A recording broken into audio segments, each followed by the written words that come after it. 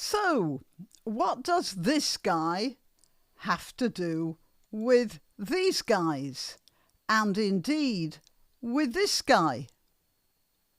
All will be revealed when I've told you that I'm Grannyopteryx. I'm on YouTube, Rumble, BitChute and Minds.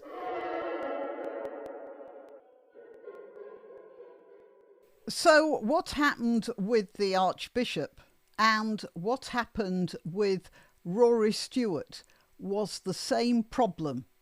It was an attack of I'm a good person-ism. And I want to show you exactly how that works. Justin Welby, for a while, said he wasn't going to resign. He's just resigned now. And if you're not familiar with the case, it was this person here, a fellow called John Smythe, had a predilection for chastising young men, chastising them while the young men were in a state of undress, chastising them to the extent that they had been physically injured as well as psychologically injured. There were rumours about him for a while. Welby acknowledged that he'd been warned to stay away from Smythe in 1981. So there were stories going round. Decades before Smythe's abuse became public, it emerged in 2017 that Welby had come across Smythe when he volunteered at summer camps, at which it later transpired abuse had taken place. Welby said in 2017, as I recall him, he was a charming, delightful, very clever, brilliant speaker. I wasn't a close friend of his. I wasn't in his inner circle or in the inner circle of the leadership of the camp, far from it. You see, what happened when the stories got too big to handle, Smythe went to South Africa and opened a Church of England facility there and continued his abuse there and was allowed to.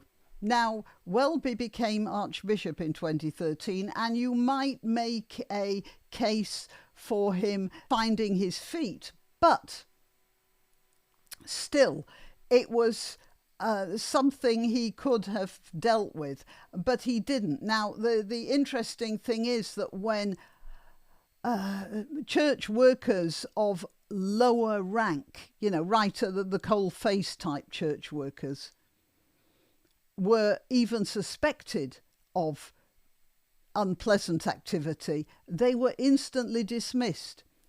But not Smythe.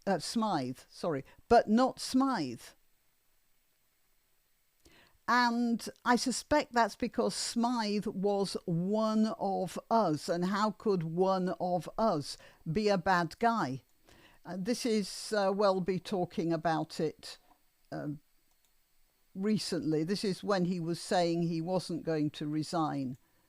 Let's see if I can get this back to the beginning. Kind of story you showed on the clip. I mean, if I'd known that, I would have been very active, but I had no suspicions at all. And you see, that's it. He had no suspicions. But why did he have no suspicions? The stories were going round. He had been warned about Smythe years before. So the fact is, he wasn't even thinking, well, there's a little bit of smoke there. Perhaps there's a fire. Perhaps I should be dealing with it. Genuinely had no idea that there was anything as horrific as... And the implication is that he was such a nice person that he couldn't imagine that this was going to be true. And that's the basic impression I got from almost everything he said before his resignation.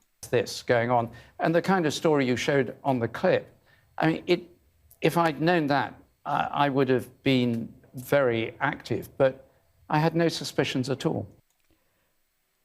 Right, and this is what he says now, having resigned, The Making Review has exposed the long-maintained conspiracy of silence about the heinous abuses of John Smythe. When I was informed in 2013 and told that police had been notified, I believed wrongly that an appropriate resolution would follow. Yeah, but as Archbishop, what he should have done was immediately withdrawn Church of England blessing on whatever Smythe was doing. But he didn't. And he didn't because, well, he's such a good person, isn't he? And it's interesting, I just want to bring this in. Calvin Robinson left the Church of England after they refused him a parish. But the point was, he had got the idea that there was a culture of lying within the Church of England.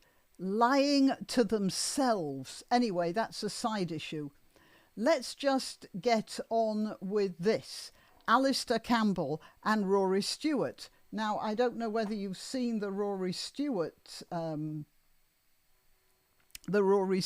interview, but they have a show called The Rest is Politics. First of all, I'll play this.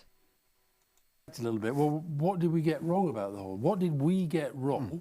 I think Peter Hyman had some interesting insights into this, and it goes to what Dominic was saying about maybe being a bit patronising. Because we don't think a certain way, we can't understand why other people. But what do you think we got wrong?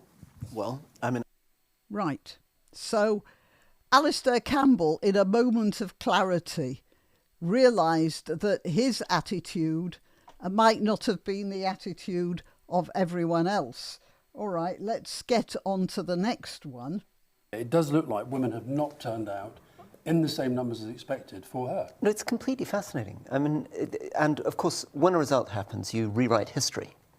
If she was currently winning, we'd have a very good answer for why she was winning. Abortion would be number one. Number two, she had much more money than he did. 3 times. Number three, she had a real ground game. People were very clear. All my friends out in Pennsylvania, Michigan, Wisconsin, Trump's people were nowhere to be seen. Was swamped with Democrats, leafleting, hitting every door. We had Anthony say in the first part of the show that there were almost so many Democratic volunteers out, they couldn't even find doors for them to knock, right?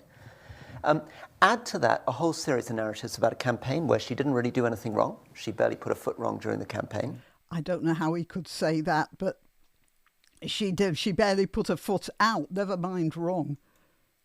And where Trump has been convicted of over 30 felonies, he's been responsible for the January 6th insurrection.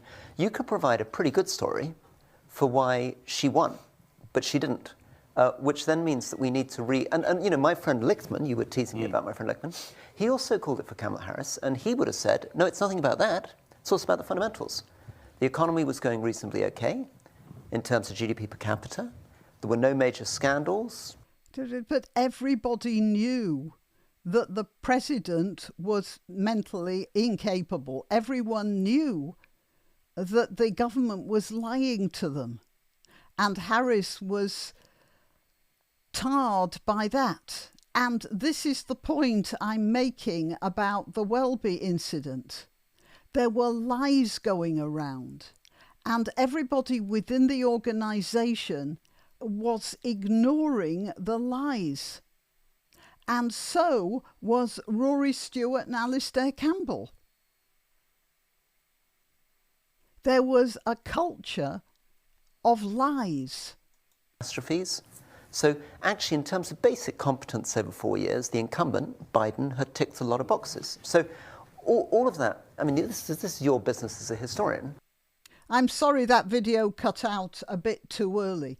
But what Rory Stewart then said was, I couldn't believe that Harris wouldn't win because, well, I'm an optimist, he said. And I'd rather be an optimist and wrong than a pessimist and right, or something like that. But what he was actually saying was, I'm a good person. I'm a good person, so I couldn't conceive of the ill that would overtake America with American people choosing Trump, because obviously he regards Trump as a great evil. And this is exactly what Justin Welby is saying. I should have known better, but I couldn't believe that this fellow was as evil as all the rumours said. I genuinely had no idea. Oh, go away. You don't have to believe that. If there's a suspicion, if you know there are rumours going round, then you halt everything until there's been an inquiry. But all he did, he turned it over to the police and then, to use a Christian image, washed his hands of it. And indeed, Pontius Pilate did the same thing. Well, I don't know anything about this, but I'm giving it over to the proper authorities, and then that's it. Not my bag anymore. And this is something that Calvin Robinson has been talking about. So you see, he was right. Okay, well, yeah, that's it. I'm not talking about the various things these people got wrong. What I'm talking about is this culture of lying to themselves that seems to have affected our entire elite. And unfortunately, seeing as the government we have right now is a Labour government, they are not going to change that. Fortunately for the world, there is a culture of saying it like it is in the White House. So at least there'll be a little balance in the world. We're not doing too well here, but at least there's the heavy weight of America, which might, well, even things out a little bit even here in the UK. Okay, till next time. You can help my channel by subscribing and clicking the notification bell. That's quite important. And by sharing if you're so inclined. Links to my other channels and to donation methods are in the description. But the best way you can help is simply by clicking like and notify. Thank you.